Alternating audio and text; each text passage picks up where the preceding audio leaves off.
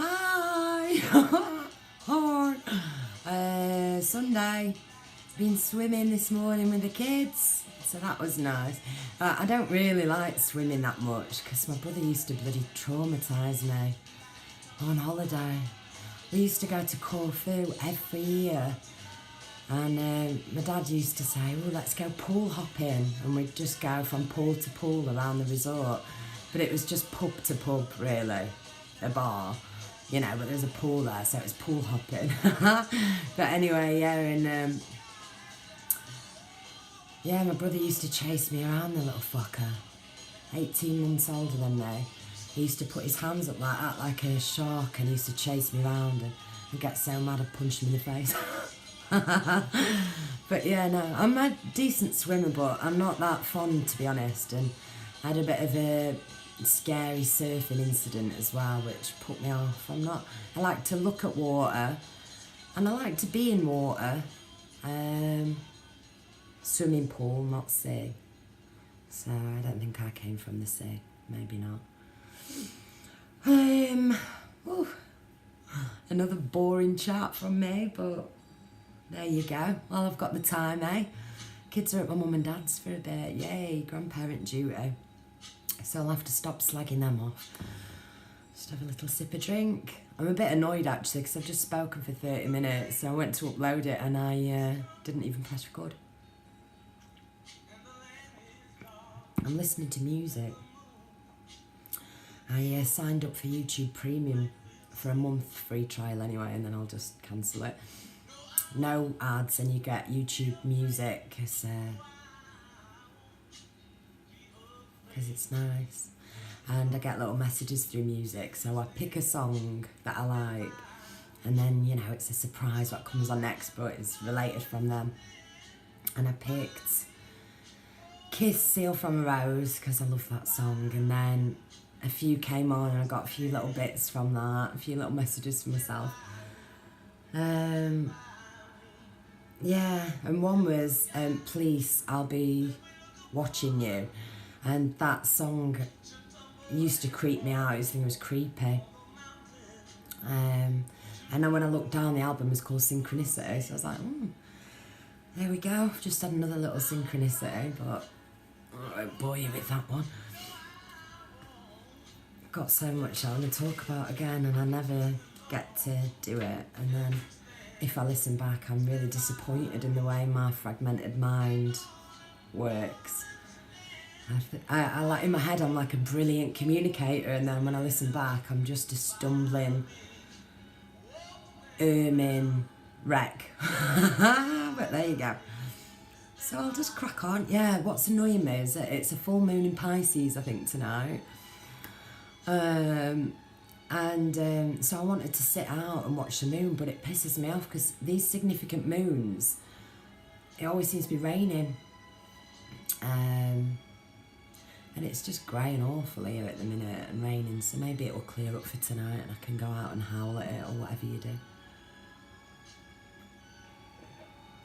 It's a powerful time for energies, and I feel that, and I sometimes say things and I take the piss out of everything, and myself included. Like, I'm sure there'll be people taking the piss out of me. Like, I've only got 2 t-shirts, and I always wear this fucking headband because my ears are like jugs.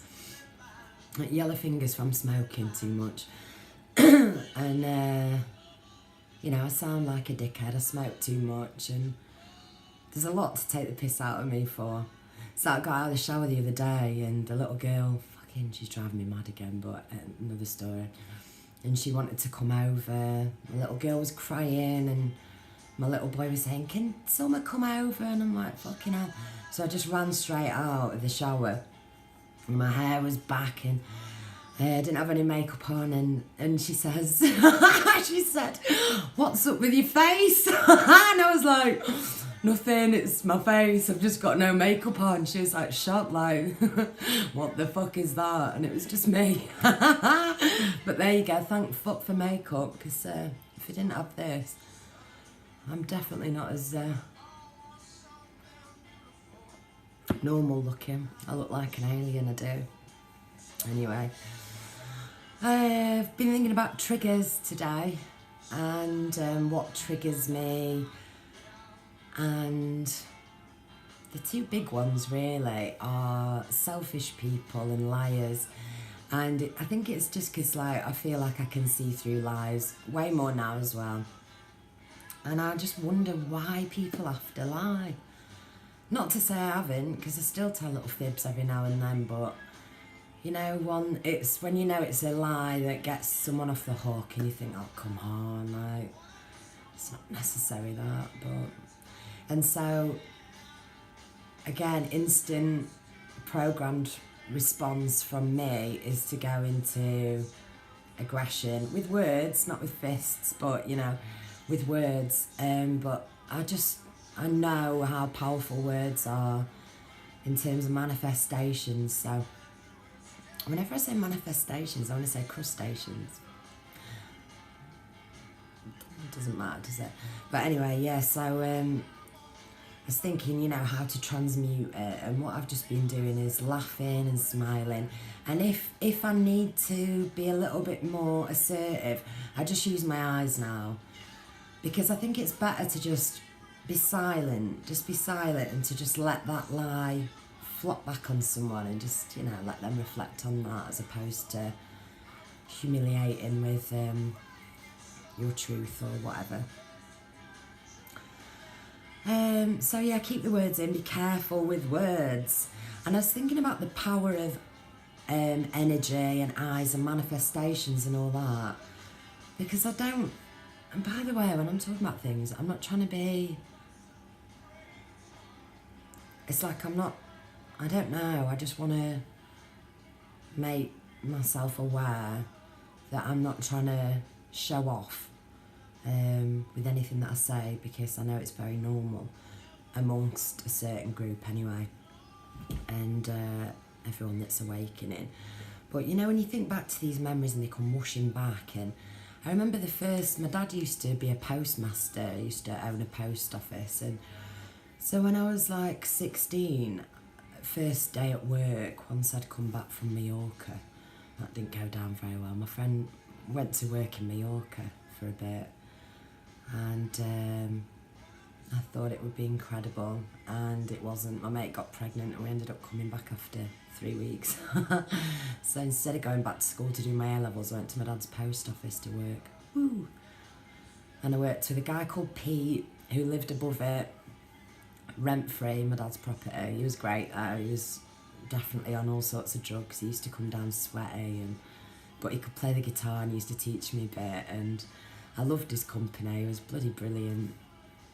And a woman called Dot, who was always pushing the Bible on me and quoting verses and chapters, and she got me a Passion of the Christ mug for my birthday. And so it was great. I was in a counter here, and I had Crazy Druggy Pete one side and God Botherer on this side, so it was brilliant. But anyway, on my very, very first day there, there was an armed robbery, and the shop, honestly, it used to close at 5:30. It was like 5:25. My dad always used to get stressed before it shut, you know, counting all the money before everybody had gone and cursing anybody that dared to come in after 26 minutes passed. And anyway, this woman came in with loads of parcels to post off. And I think eBay had just started. She was doing some sort of business. Came in with a load of parcels, and she'd been in a few times. My dad knew her. She was a regular. And then all of a sudden, 3 guys with masks came in, and one got her like that, with a gun to her head, and said, "Give us all your money or I'm going to blow this bitch's head off." And we had bulletproof glass behind our bit. My dad ducked down, pressed the panic buttons, and he was trying to pull me down, you know, to protect me or whatever. But I was stood like a rabbit in headlights, just shocked. It was just me and my dad there, and so this woman, she just looked obviously white as a ghost, like, shit, I'm gonna die. And I love this song.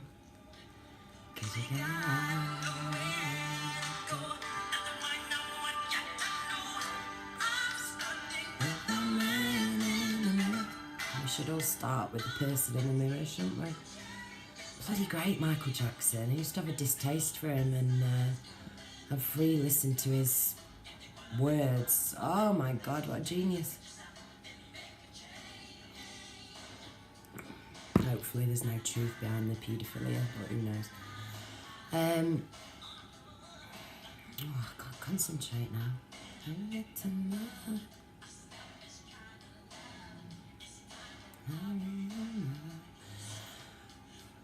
to turn it down. What was I on about?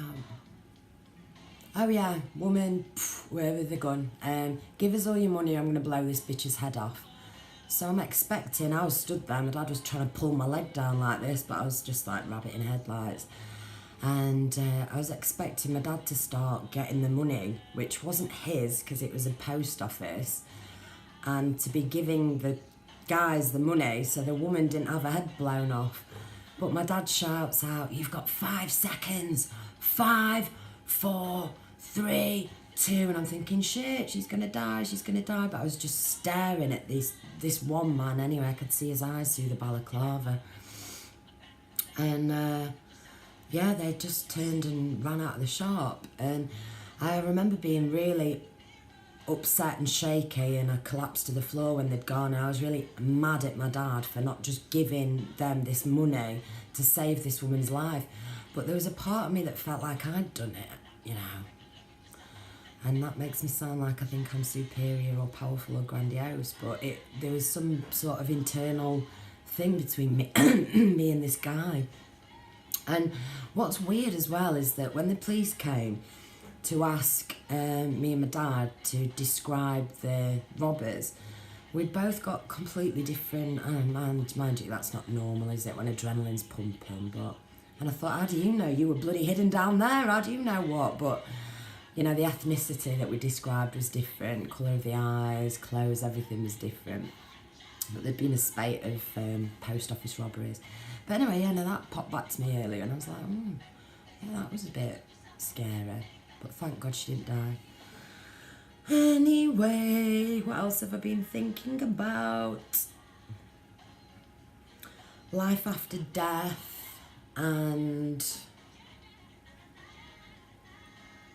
consciousness and morphic resonance I was thinking about, which I think is like telepathy. And morphic resonance is a theory, maybe people know this, maybe they don't, but a British biologist, Rupert Sheldrake, and I found him through Terence McKenna and the psychedelic research and stuff, only a couple of years ago.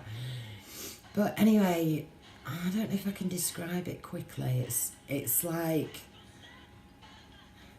it's a learned, is it a learned or is it a natural?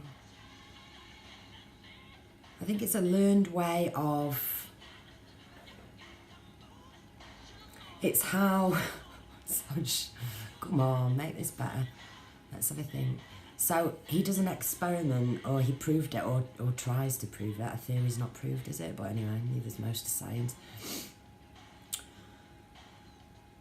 Group of rats in Germany taught them a new trick, and the rats around the rest of the world can now pick up this trick more easily.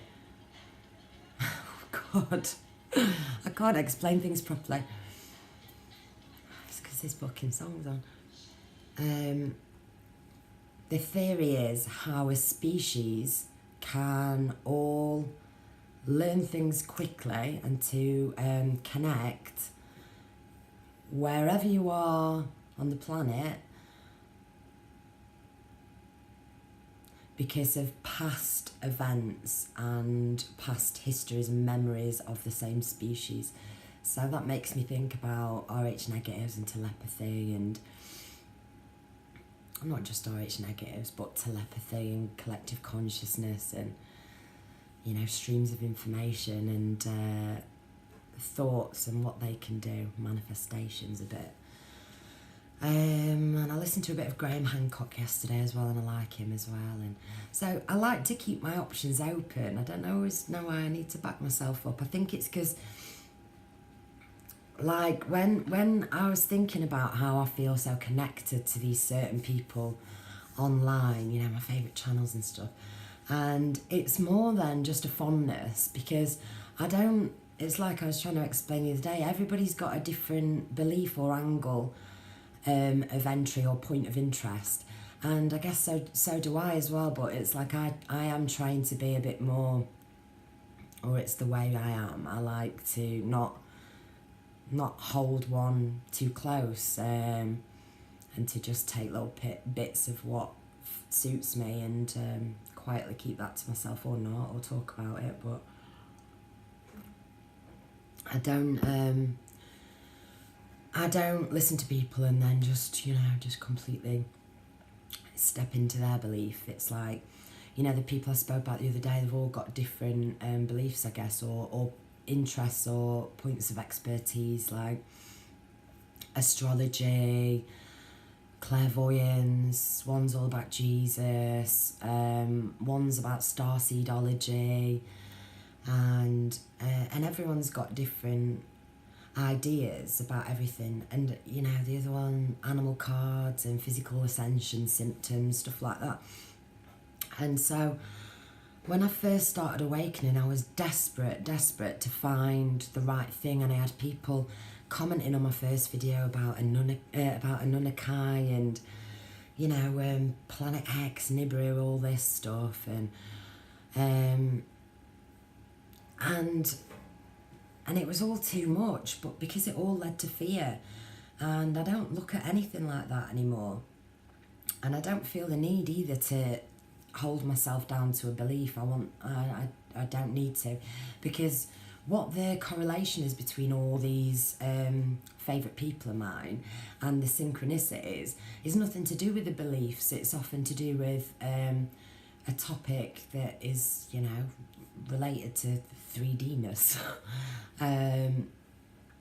or the way someone talks, or the way the mind works, or just a feeling you get from them.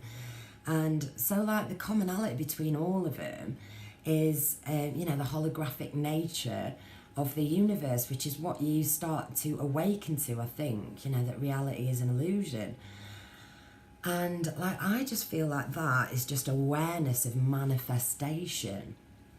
So, you know, like with the whole Mandela effect and gang stalking and all that, when you're out of the veil, when the veil's been lifted and you're part of a collective consciousness or Christ consciousness or whatever, you're able to pick up these streams of information which connect everybody, morphic resonance, telepathy, and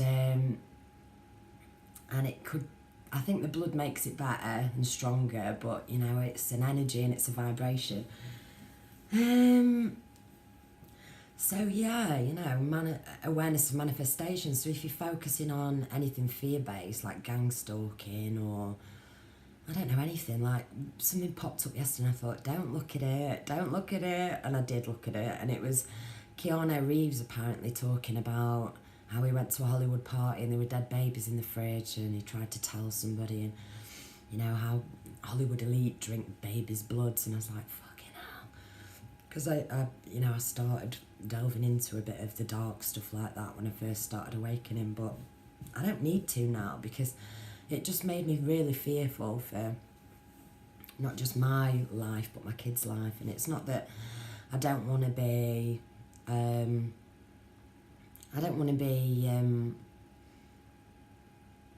ignoring bad stuff. Come on, where's my music gone? Put some more on. Oh, I turned it down, didn't I? I love this one as well. I just don't want to be... Oh, the sky looks a bit funny over there. I just saw a moon orby crescent inside as well when I was downstairs filming my other bit.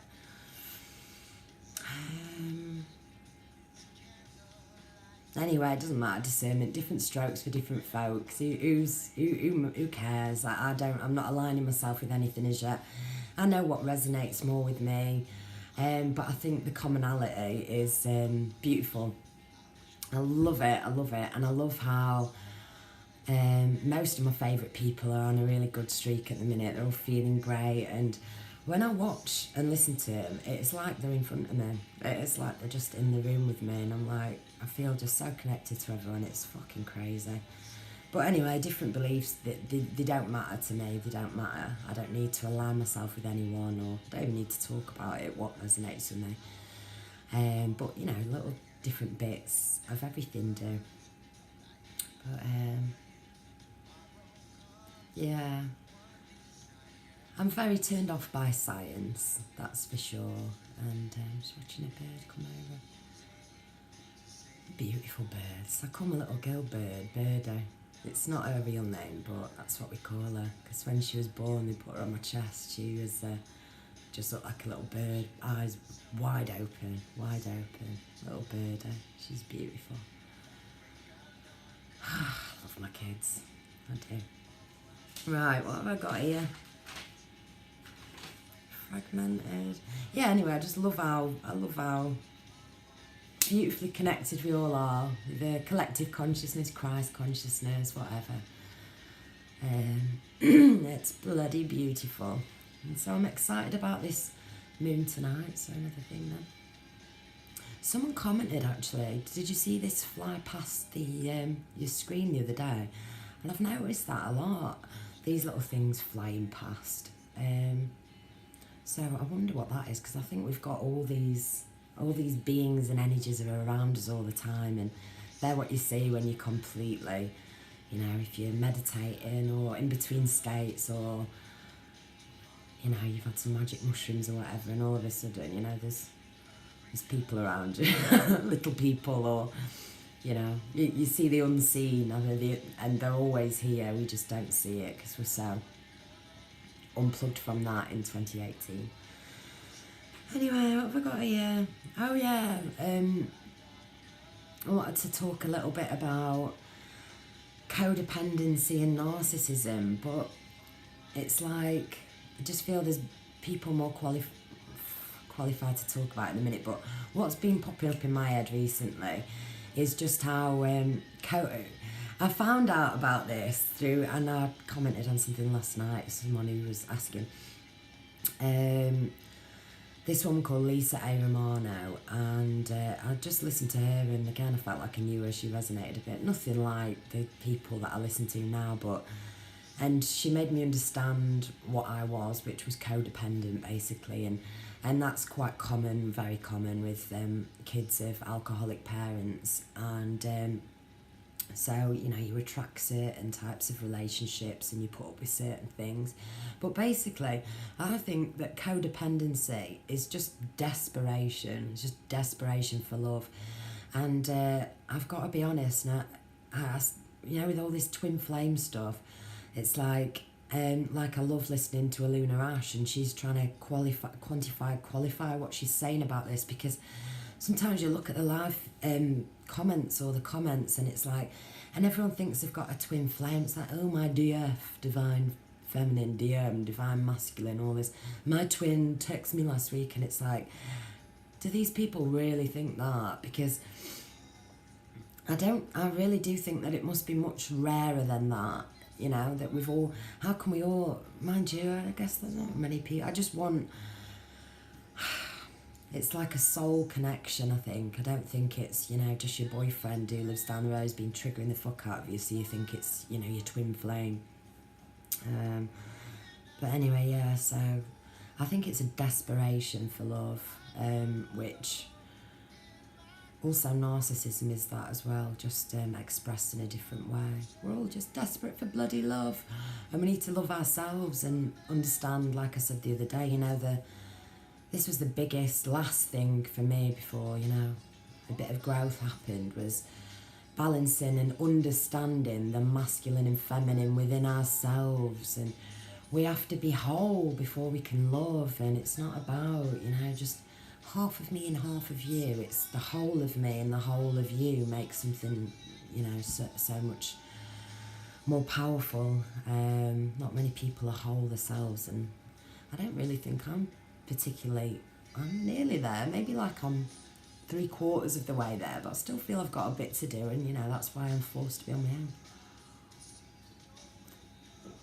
But I'm not fucking crying about it. I'm, you know, I'm trying to work on it, sort myself out, heal from trauma, be alone.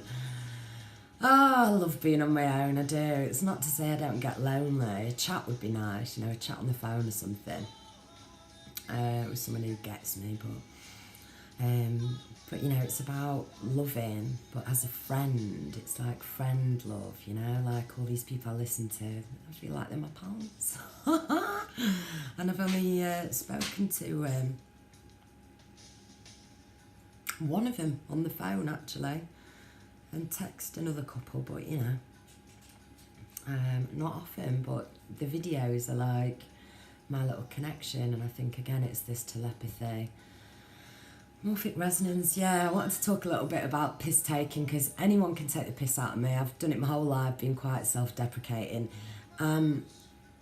Horrible dirty swearer. I smoke too much, my fingers are fucking yellow. I'm always going, my teeth are shit, you know, I'm hiding my ears behind this, and you know, I don't mind people taking the piss out of me in a fond way, because I want to be able to do that back as well, because my favourite people, they do make me howl, they really do. I was wondering whether to talk about this one woman that popped up on one of my suggested videos the other day. It was called Quartz Crystal, maybe you've heard of her. And I looked at a couple of videos when I first started awakening, but I never carried on with it. And, you know, just some pleasant looking woman with long grey hair, no makeup on, sat in a back garden in nature.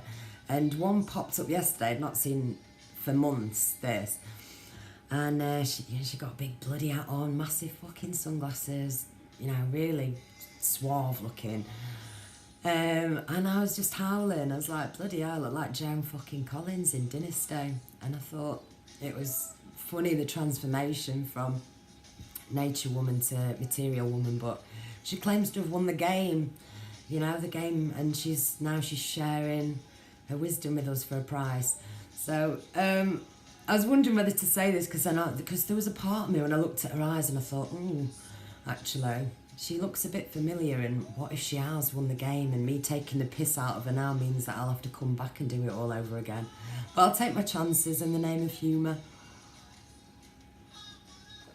Some things make me laugh. I'm not laughing at anyone in a derogatory or judgmental way. It's just, I think humour is one of the things that we need to keep in this this game, this illusion of reality, this holographic playground for souls, school for souls, really. Because I think everything is a lesson. Yeah, words are powerful. Keep them in. Keep check on ego. And I was thinking again about, you know, about the definition of God, which is collective consciousness, Christ consciousness for me, and if it even matters. I don't think it really matters, but I think one of the points, you know, we talk about consciousness, but God is the conscience, you know. It's the judge, the conscience, the balance of the scales, the way to keep you on track. So, blah-de-blah-de-blah. Maybe I'll do a little bit more later, but maybe I won't. 28 minutes! Exactly the same as last one. Chatting shit. Happy Sunday. Please do some videos.